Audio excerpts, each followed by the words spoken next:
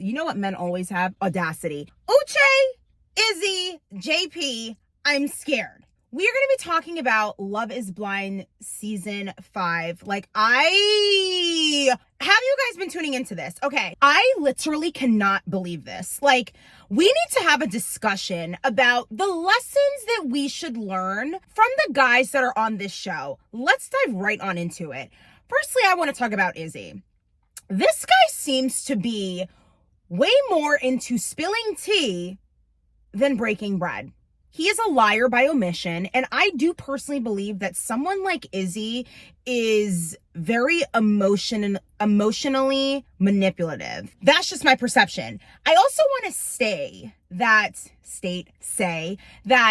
everything that I'm talking about is just simply based on how these people are portrayed based on the show. That's where my perspective is coming from.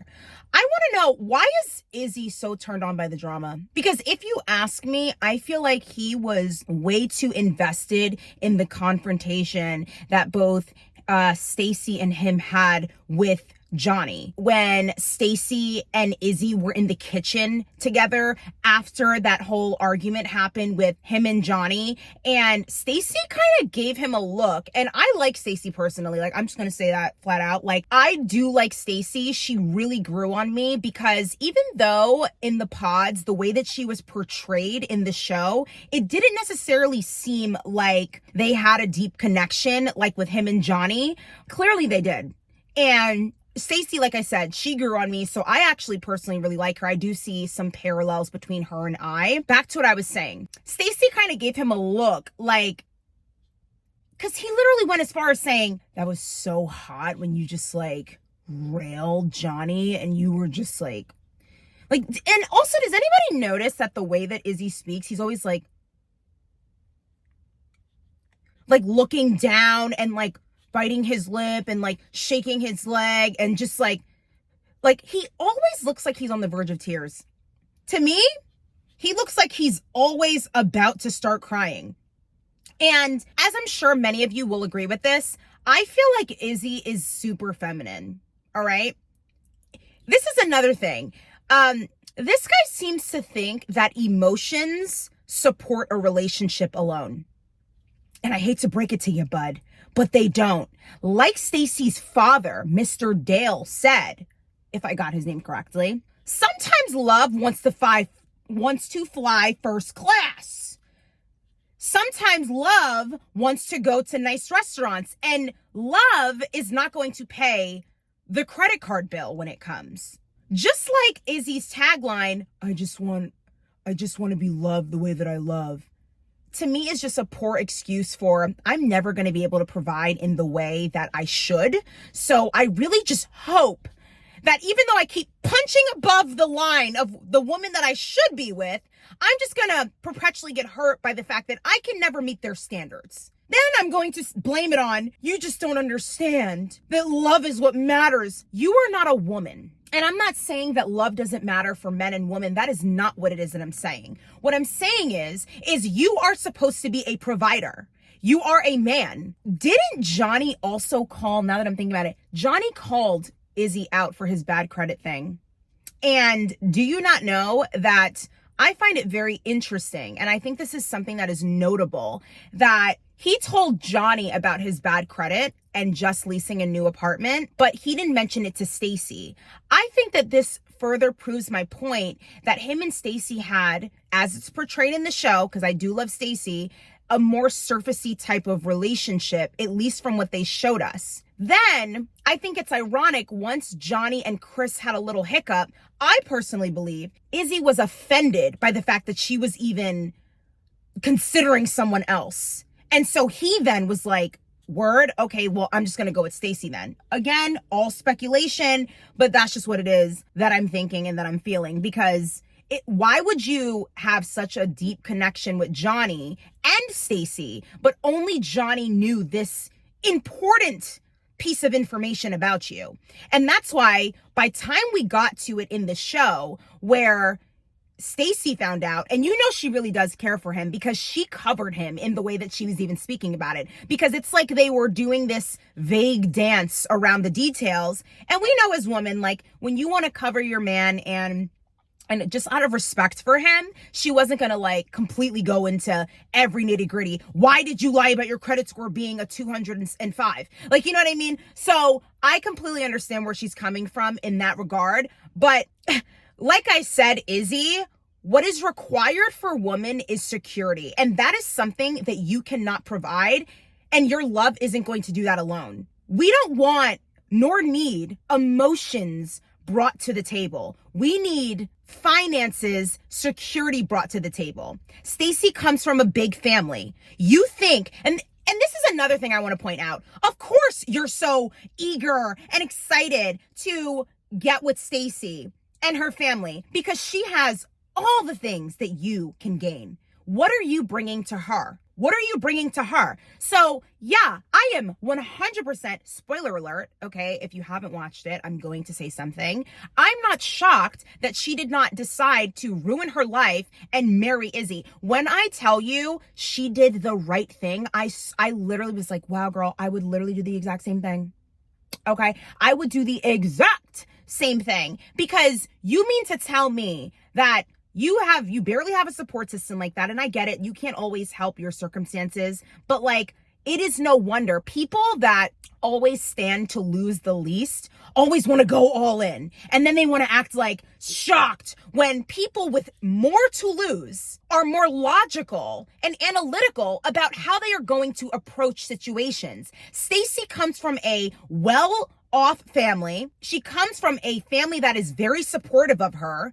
She comes from a background that he has not even experienced, which is why, yes, as cultured as Stacy is, she was shocked and appalled by the fact that he didn't have a passport and he only had paper plates in an apartment that he's been living in. I'm sorry, but being in your 30s, that is something that you do want to take note of, especially if you've never seen anything like it. Because how is it that you have no silverware? You don't have family, friends, housewarming that they might have, you know, given you that. I mean, there's Home Goods. I mean, heck, there's the Dollar Tree, Dollar General, like all these. So what's the excuse? So yeah, it is a little weird because it comes across as beyond Bachelor-like. In fact, Bachelor would be giving it a compliment. It's more of frat-like. Like, oh, I just moved here. How is it that you don't own, and listen, I am not a anti-plastic, anti-paper cup,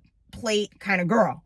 I love me some plastic, I love me some paper. I really do, because like, I don't want dishes either. I don't, but you still have to own it. You are 29 years old, living in your own apartment, and you don't own that. What's even crazier to me is by the time Stacy found out, we remembered from the audience's perspective that Johnny called it out already.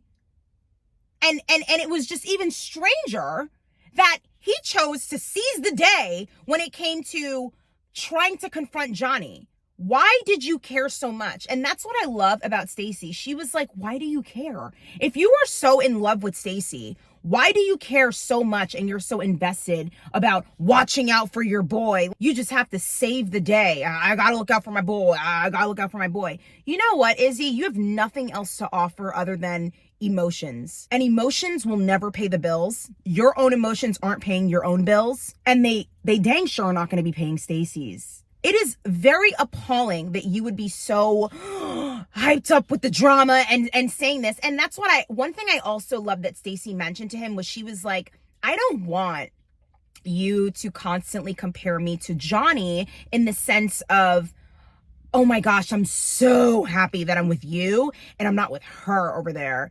Because she wants to feel like she's loved for who she is and that you want to be with her for her and not because of what a mess Johnny, is on the show. That doesn't even make any sense. And I absolutely agree with her. Who wants to be compared to something like that that's depicted in a negative light? And it's like, man, so glad I dodged that bullet. It's like, Izzy, you were truly invested in Johnny, and you felt a way, my own suspicions, like I said, about the fact that she was stuck between you and Chris, and you felt like it was some sort of weird competition, and then you inevitably chose Stacy, who you didn't connect with until outside of the pods. At least from what was shown on the show, you didn't connect with her on that level yet until after you guys got outside the pods. Kudos to Stacy for being the smart woman that she is.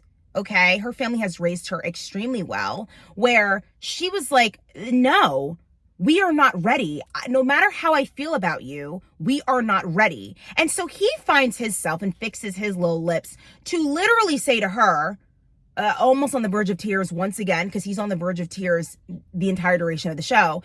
It makes me wonder why you were 33 and single. Those 45-year-old guys that you were dating and those relationships that failed, paraphrasing here, but yeah, you probably already saw what it is that I'm talking about. Yeah. And he said that they are not offering the one thing that he's giving. Love is not going to pay the bills. Did you not hear what Stacy's father said? Love wants to fly first class.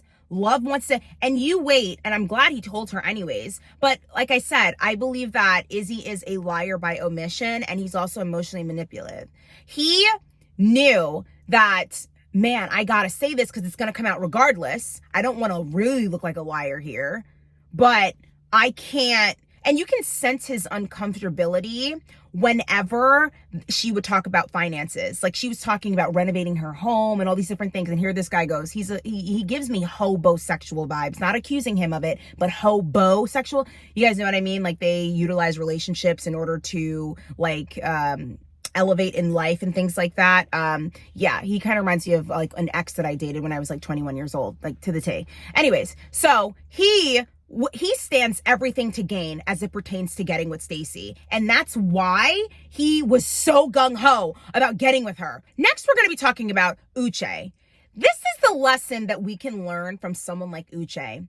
The fact that an emotionally abusive man will jump at any opportunity to use your vulnerability against you. He had the gut and the gall and the audacity to ask Aaliyah about her past, only to quickly judge her by it. Uche is like ChatGPT in human form.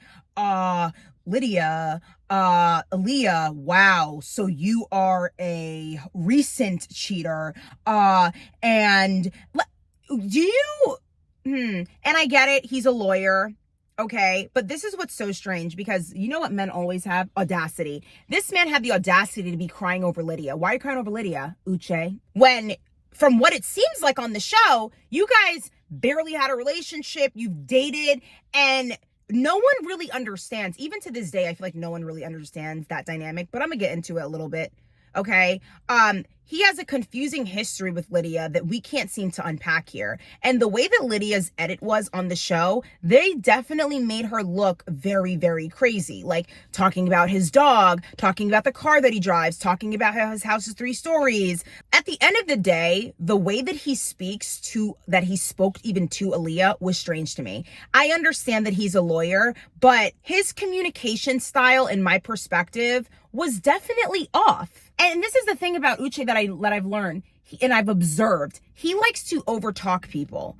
This guy will keep talking. The cameras are literally pinned onto the next person and he's still in the background going, but let me finish my point. I have to it kind of reminds me of this guy, like that YouTuber named FouseyTube, where he's like, bro, I don't understand why you had to go there. Like, and he's just like, everything is just so, I mean, Fousey is like way more emotional, like whatever in that regard. But the point is that he has to always finish his thought. And like, Uche is like ChatGPT, where he has to like finish his thought and what it is that he's saying. He's not done computing. It's really wild to me. Now, here's what I want to give you guys a little tea on. Now, as I was researching this, it was brought to my attention that Aaliyah apparently did an interview on Cameron's podcast. Now, Cameron is from season 1, Love is Blind.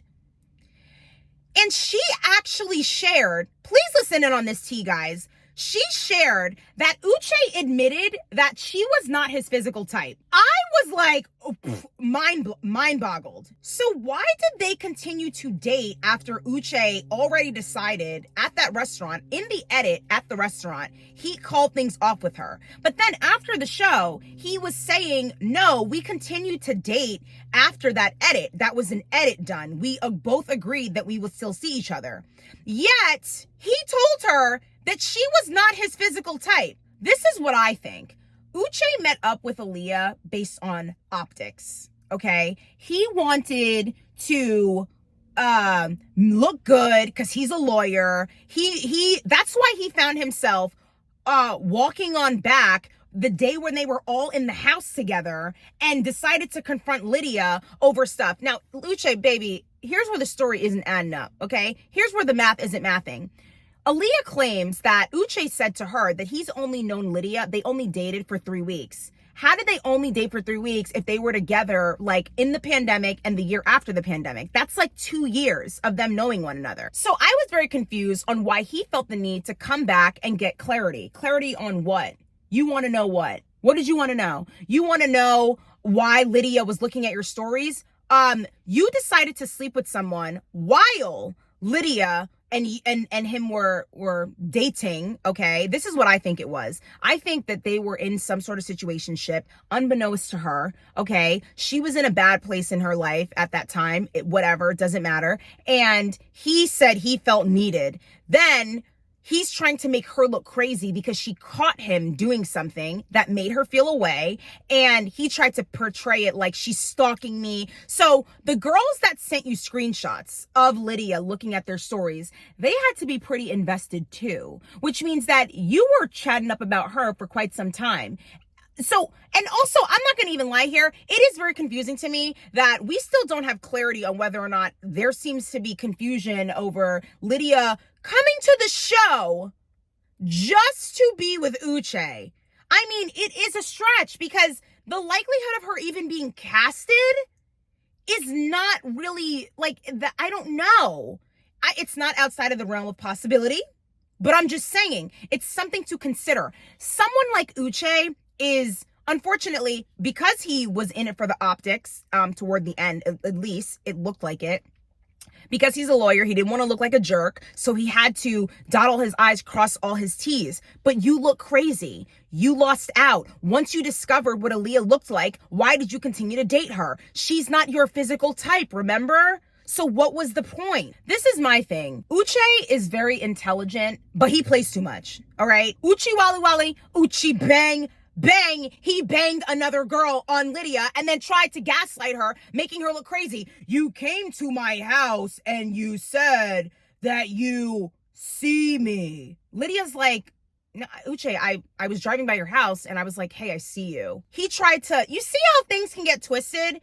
I see you is how he's trying to portray her to have come across when it was just, hey, I'm driving by your house, I see you. Like, you understand? Like, he's trying to twist things and make her there. Ladies, be very careful of these types of men that are emotionally abusive, and they will jump at the opportunity where they give you the floor to be vulnerable and they will seize the day with it. There is a problem there with that. Let me tell you something right now. Men cannot handle the information that women can. We are used to, as women, unfortunately, as a society, being cheated on and getting over it and all these different things. And like, we will love again. And men will get into a relationship in 7th grade and vow to never love anyone again because, you know, of the girl that broke their heart in 7th grade. We as women are much more emotionally resilient. Men simply can't handle certain situations. They can't handle even knowing certain things. Not everyone needs to know everything about you, despite your feelings with them. Okay? You need to learn how to keep some things like that to yourself, because what is it going to do? What is it? What has it done? How has it contributed? Oh, I just want to be honest. Like, hey, and you're oversharing, and now we have issues. Inevitably, I'm glad that it happened because it really showed who he was anyway. Ain't no love lost, Uche. Next, we're going to be talking about this disaster JP, aka Jared, or Jared, aka JP. Lack of words indicates a lack of interest. Lack of words indicates a lack of interest, because let me tell you this. Not only did he have a lack of interest in Taylor, but he's also uninteresting himself. He lacks personality, and he also lacks depth. The only thing that JP seems to be certain of is keeping an American flag next to him as some sort of emotional support object or animal. I don't even know exactly which one it is, but what was up, America? He has that like American flag next to him, and all, it's like that's his personality. Him having the audacity to use Taylor's makeup choices as an excuse for his lack of communication with her is just deflecting his responsibility on why he has nothing to contribute to the table, nothing to talk about with her. And it's obvious that he is just avoiding whatever the real issues are. So he needs something to talk to and come up with, so that in order to formulate sentences to communicate as a human being, he just like has to like say something. Your eyelashes. Yeah. What was up with the way that he was kissing Taylor? Like a woodpecker. Every time he would do it, I was like jolting back in the screen. Like, like, what was that? It was like an attack. Jared gave zero effort during the post-pod period. Zero effort. It is obvious that he's uninterested because he could not even offer her any real clarity. And honestly, I congratulate Taylor for cutting it off, because this is my opinion. I believe that Jared, aka JP, he has a disorganized attachment style, and he likes to push and pull simultaneously at inappropriate times. And he self-sabotages because he does feel that Taylor's too good for him. And fortunately for him, he's actually right about that.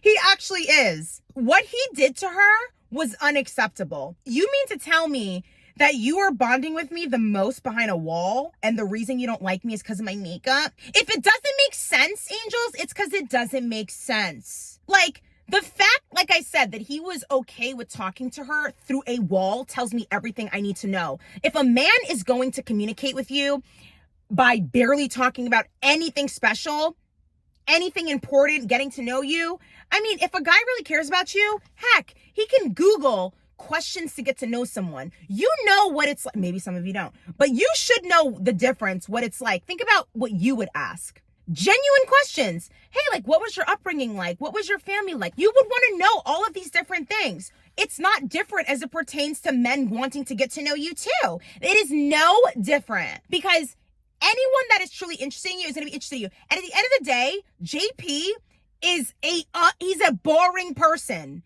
His personality is an American flag.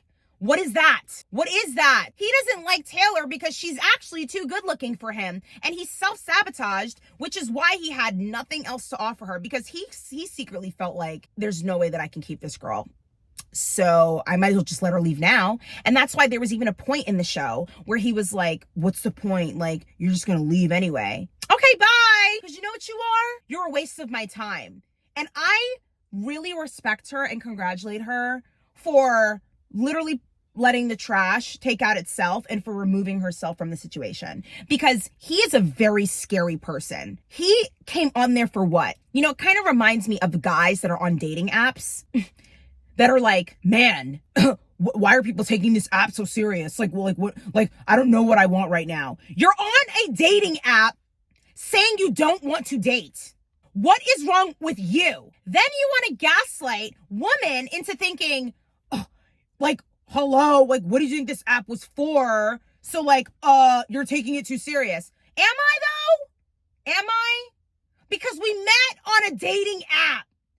People have turned certain apps into certain things, like hookup apps, like Tinder, But let's not forget, ladies and gentlemen, that the sole purpose of Tinder originally, okay, when I was even 21 years old, Bumble, Hinge, Plenty of Fish, whatever, are for dating.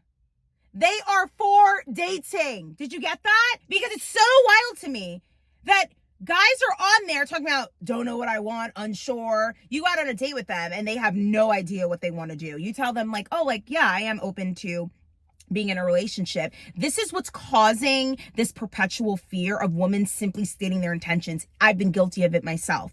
You know, I guess this is something that you do tend to grow out of, where it's like, okay, I'm going to say whatever it is that I want to say, because either you're going to want to be with me or you're literally not. Like, you're going to be on the same page as me or you're literally not. Like, that's literally just how it is. And at the end of the day, JP has wasted her time. He is a waste of time, okay? He has no personality.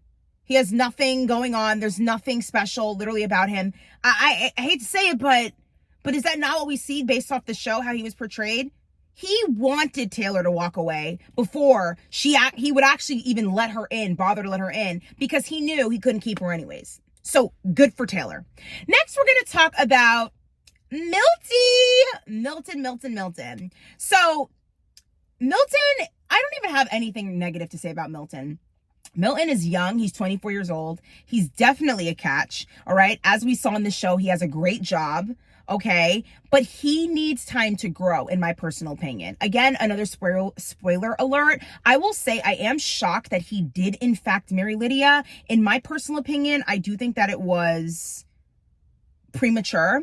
I think that he is more emotionally sound and mature than Lydia is. But he needs to understand that emotions can't always be suppressed. And it only magnifies his dynamic with Lydia because of how emotionally more reserved he is. And that's, as you can see when you meet his parents, you can see he has great parents. They are very strict and stern, it seems like, especially his sister. Like, Milton's sister seems very hard pressed on not being trustworthy of her brother's decisions. Like, she's like, listen, I know my brother, and I mean, I just don't think, I think my brother's great, but I just don't think that he's ready for marriage right now. Also, you're like 30. Why are you interested in someone 24? But like, I understand in the context of the experiment. But like I said, like, what I loved about Milton's family was that they are really like straight up, where even Milton's mother said, like, you know, you have to do a SWOT analysis. Just because someone sounds good on paper doesn't mean that once it gets to performing and it's time to show up and perform those things that you sound great on paper with, that you're going to be able to display those tasks or perform on those tasks efficiently. And because his family, I feel like, is so emotionally reserved, I think that Lydia is a little bit of an overcorrection for Milton, where he feels like he needs to be with someone that does express themselves, because it allows him to maybe express himself too. Lydia is, you know what I mean? Like, she's like very chaotic. She's like all or nothing. And so he feels like he can kind of calm her storm, but it also gives him the floor to, you know, exemplify and showcase more of his emotions as well, because of how she is. So another point I want to add is that Milton's mom did accuse Lydia of being very scripted. And it did come across that way. She had all the perfect answers for everything. Because Lydia seems to be very focused on the domestics of Milton's, where that's the area to where he seems to underperform. How messy he is. And the interesting thing is, as messy as he may be, like, domestically, she's equally like that emotionally. I believe that Lydia, based on her portrayal on the show, is very emotionally volatile. You know, and this is the thing, Milton probably feels like he can analyze and rationalize his way through Lydia's emotions. But in my opinion, I think that Lydia is red flaggy for him. I think she's a red flag for him. She is too, you know what I mean? Like, she has no control over her emotions. Even when he was at his own home and he sits on the counter, it's obvious Milton likes sitting on the counter. I mean, the guy is like 6'8". I mean, seriously, he's a giant. And she's like, get off the counter. Oh my God, like, he always does that. Like, he's always like, they know that, Lydia. They've known him a lot longer than you have, baby girl. And it's a pet peeve of mine where people, they step into brand new dynamics and they try to act like it's because they want this, like, they have this desperate sense of belonging that they love speaking to people like they've been around forever. I have such a pet peeve for that. So that really like peeved me that she was reprimanding him in his own household. It is his house, Lydia. Stop it. Notice you're not complaining about anything else. All right. Now, let's talk about the big elephant in the room with Milton. So Milton was upset in how Lydia handled the Uche situation. He was in the right when he says that you need to show somebody with your actions and not your words if they've disrespected you. Like you can show them what you're going to do rather than, and not fighting, but like show them like, oh, okay, we're going to see, as opposed to constantly trying to defend your respect. That is like very juvenile. It's like you don't know how to pick your battles without being so hypersensitive. And on one hand, she's admitted that he was supportive. And I personally believe that he was very supportive in the best way that he could. But what was he supposed to do? And Lydia seems to be the type of person, this is why I think she's red flaggy. She's the type of person, she drags the people she's with into her drama. You're not going to defend me? Look at what he just said to me. And you have no idea about the picture. You're like forced to like act like, okay, I can't like not do anything. So like, I'm going to knock him out. Like that's the type of person she is. That is a volatile person. She cannot manage her emotions well, and she feels like all or nothing, like, oh, if you're not on my side. And it's like, Lydia, all he's saying is you are in love and you are happy. Certain things should be sliding off your chest. Yes, Uche was wrong for going after you and trying to like prove some weird point, I get it. But what's weird is that you have to be like, I'm not, like, you were so explosive and it was just so chaotic and you dragged Milton into that. I'm the type of person myself, I do not like drama, and I would be very upset if it were to happen to me and the shoe was on the other foot. I think the way Milton carried himself was amazing. I think that he is a great guy. He just needs time to grow. That man, by the time that man hits 30, such a catch. He's already a catch, but like, mwah, like creme de la creme, that man. I like him a lot. He got an amazing edit in the show. And lastly, we're going to be talking about Chris. Chris was, out of the whole bunch, the ultimate green flag guy, right? Arguably. I was concerned with the fact that he did decide to date Johnny again, but I feel like, I'm not sure if it was done out of ego, like, okay, she really wanted to be with him. Johnny's personality is just, I don't really have words for her. She's kind of, to me, just like an emotionally unavailable shell, and normal seems to translate to her as boring. I don't really know. There really isn't much to say about either of them, to say the least. That's my take on it.